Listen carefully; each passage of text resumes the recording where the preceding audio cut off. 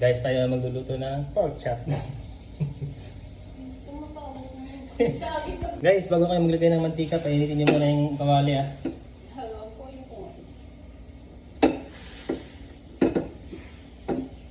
Para sure na sure ba?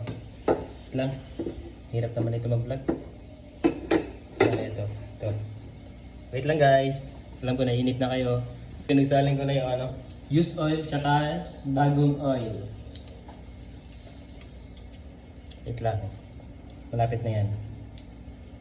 Init ka na ba brother? Hindi na siguro to. Ito na siya. Marinated na yung ating pork chop. Just wait. Ito na. Lang. Okay.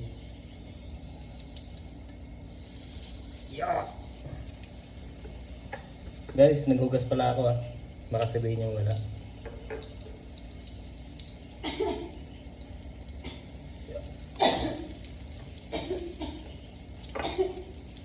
Ito. Ayan. Guys, pagpasensya ng pangit ang boses ko. Ang pangit ko kasi. Yan na. See you later. Guys, ngayon golden brown na siya. Tayo ay magbabaliktad. Try nga. Pwede na. Kasi hindi pa kaya. Oh. Wala pa. Maya pa guys. Let's wait for another 1 minute.